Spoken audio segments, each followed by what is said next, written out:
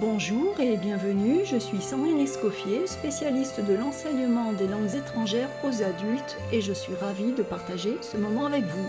Si vous êtes un adulte et que vous apprenez une langue étrangère, vous trouverez ici les informations nécessaires pour mieux vivre votre apprentissage.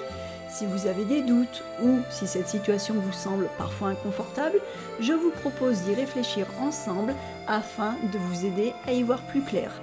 Allez, suivez-moi, c'est parti pour l'épisode d'aujourd'hui.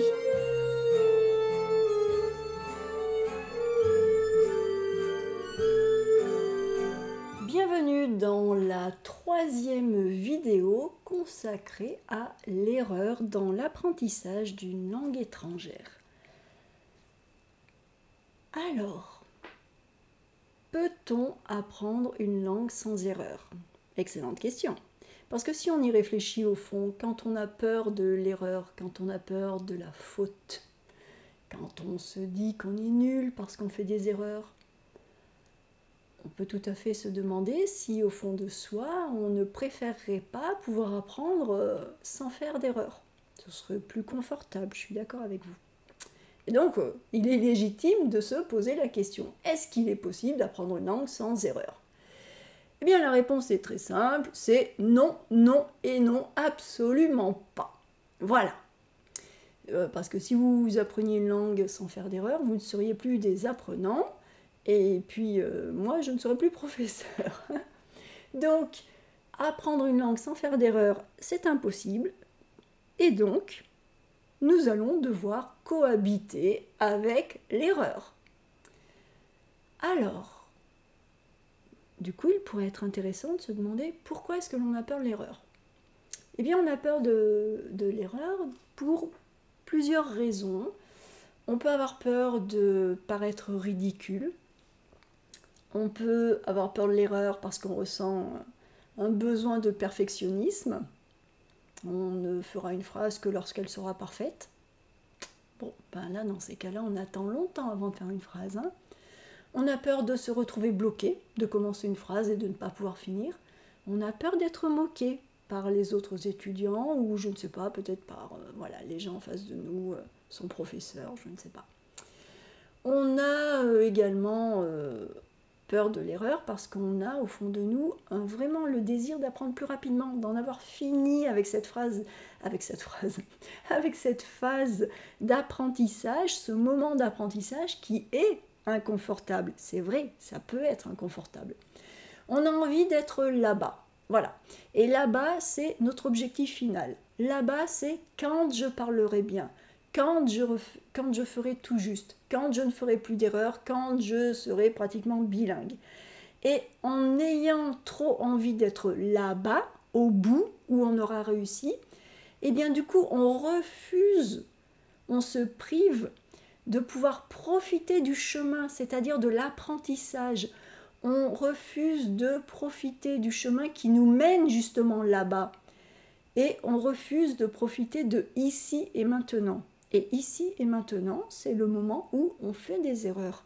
Mais quand même, on progresse sur ce chemin. On est en train de s'améliorer à chaque fois.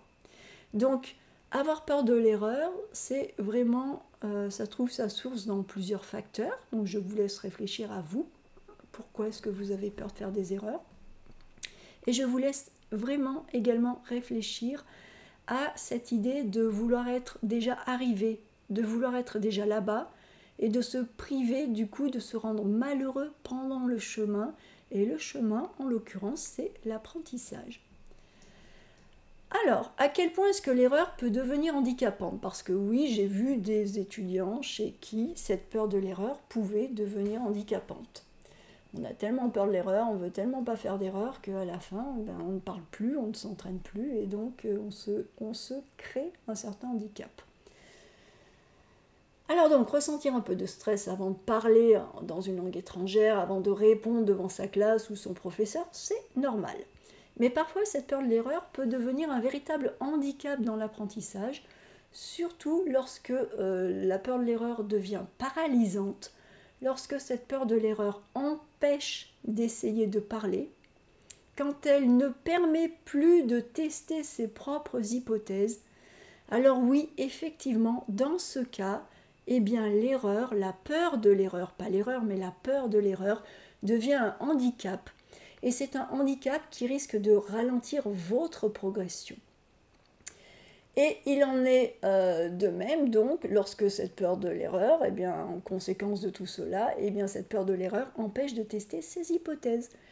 Et en ne pouvant pas tester nos hypothèses, eh bien, on s'empêche de s'approprier une notion, on s'empêche de bénéficier d'une correction, et au final, on s'empêche de se constituer soi-même sa propre banque de données. Parce que ça, c'est un autre point très important quand on apprend une langue. Si votre professeur ou votre livre vous donne des exemples, il est toujours vraiment très bon et bien plus profitable pour vous de vous créer vos propres exemples. Parce qu'en vous créant vos propres exemples, ça vous oblige à vous aventurer à tester votre hypothèse. Et puis, cela va vous permettre de vous approprier les notions en question. Et bien souvent, quand on crée nos propres exemples, eh bien on utilise des thèmes, des mots, du vocabulaire qui nous intéressent plus que l'exemple qui a été donné par le livre ou le professeur. D'accord? Donc, il faut faire attention parce que l'erreur peut devenir handicapante et il ne faut pas que l'erreur devienne un handicap. Il ne faut pas que la peur de l'erreur vous ralentisse. Alors, quels sont les bénéfices de l'erreur? Parce que oui, je vous dis, il ne faut pas avoir trop peur de l'erreur, patati, patati, patata. J'adore cette expression, patati, patati, patata. Mais donc, eh bien, est-ce qu'il y a des bénéfices à l'erreur? Quels sont les bénéfices? Eh bien, en permettant de tester vos hypothèses, l'erreur permet également de les corriger, de les rectifier. Et ça, je l'ai déjà dit, mais j'insiste. Faire émettre un énoncé qui a des erreurs, qui est faux à certains endroits, cela va vous permettre d'ajuster vos hypothèses, de les affiner, de les améliorer et donc de progresser. L'erreur permet de se corriger, l'erreur permet de progresser et surtout votre erreur c'est un indicateur important pour votre professeur, qu'il s'agisse de professeur de FLE, de professeur d'anglais, de chinois, de russe, de tout ce que vous voulez. Votre professeur fonctionne grâce à vos erreurs aussi, qui lui renvoient, c'est un petit peu comme la chauve-souris qui se déplace avec un sonar, elle émet des signaux avec le sonar. Eh bien, et c'est cela qui lui permet de lui dire à droite, à gauche, en haut, plus bas. Eh bien, c'est exactement la même chose que vous faites lorsque vous essayez de faire, de parler ou d'écrire et que vous faites une erreur. C'est exactement le renvoi d'un signal à votre professeur qui va lui permettre d'ajuster son cours, d'accélérer, de freiner, de ralentir. Donc lorsque des notions sont encore fragiles, cela permet à votre professeur de comprendre où vous en êtes, vous, ses étudiants. Si vous faites, en osant parler, eh bien votre professeur va savoir si telle erreur doit être corrigée, parce que si on ne la corrige pas, eh bien vous risquez de prendre du retard, ou alors si c'est une erreur qui est normale à ce stade de l'apprentissage et qui serait trop compliquée à corriger et qui sera corrigée plus tard. Donc vraiment, l'erreur, c'est quelque chose qui donne des indications à votre professeur et en ce sens, elle est positive. Alors, quel est le risque d'un apprentissage qui évite l'erreur à tout prix? Bah oui, si jamais vous n'êtes toujours pas convaincu et vous êtes toujours en train de vous dire que oui, c'est très bien ce que je raconte, mais que vous avez encore peur, vous ne voulez pas faire d'erreur. Alors, quels sont les risques? Alors, le premier risque, c'est de stagner. Voilà. Pas de progrès, pas d'erreur, pas d'indication, pas de signaux envoyés à votre professeur. Vous restez avec vos hypothèses dans votre tête. Vos hypothèses sont fausses, mais personne ne peut le savoir. Donc vous allez rester avec votre hypothèse fausse. Ah, ça c'est gênant. Donc premier risque, stagner. Ensuite, l'autre risque, c'est effectivement de ne jamais se donner la possibilité, l'opportunité de pouvoir tester ou vérifier les hypothèses, donc de conserver des hypothèses fausses et de les traîner sur la durée et donc de les intégrer, de les consolider en pensant que c'est juste, sauf que c'est faux. Et si vous vous en apercevez X mois plus tard, eh bien le risque, c'est vraiment d'avoir beaucoup de problèmes pour vous en débarrasser. C'est ce qui s'appelle un phénomène de fossilisation. Un fossile, vous savez, ce sont quand on est enfant, on s'amuse à chercher des fossiles. C'est par exemple trouver un coquillage qui était là il y a très longtemps et on trouve juste sa marque, son empreinte dans de la pierre ou dans des roches. Le coquillage s'est imprégné, on voit sa forme. C'est quelque chose qui est marqué là depuis très longtemps et qui va rester encore très longtemps. Ça, c'est fossilisé. Donc, un des risques de vouloir éviter à tout prix de faire des erreurs, c'est de fossiliser vos hypothèses qui sont fausses. Ça, c'est un problème, parce qu'après, pour les détricoter, oh, c'est du boulot. Ne pas s'exposer à son professeur, l'empêcher d'avoir correctement accès à son propre niveau, eh bien, cela lui enlève la possibilité de proposer des activités de remédiation, c'est-à-dire des activités de correction et d'ajustement. Et là encore, on se prive d'une opportunité de progresser. Et enfin, on risque d'entrer dans un cercle vicieux. On ne parle pas parce qu'on a peur de l'erreur, et du coup, on parle encore moins parce qu'on a encore plus peur.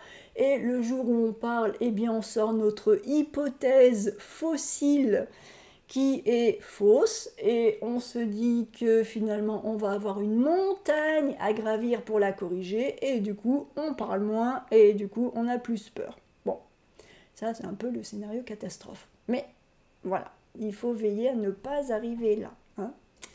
Alors en conclusion, qu'est-ce que j'ai à vous dire en conclusion? Eh bien ce que je vous dis, c'est jetez-vous à l'eau. Allez-y.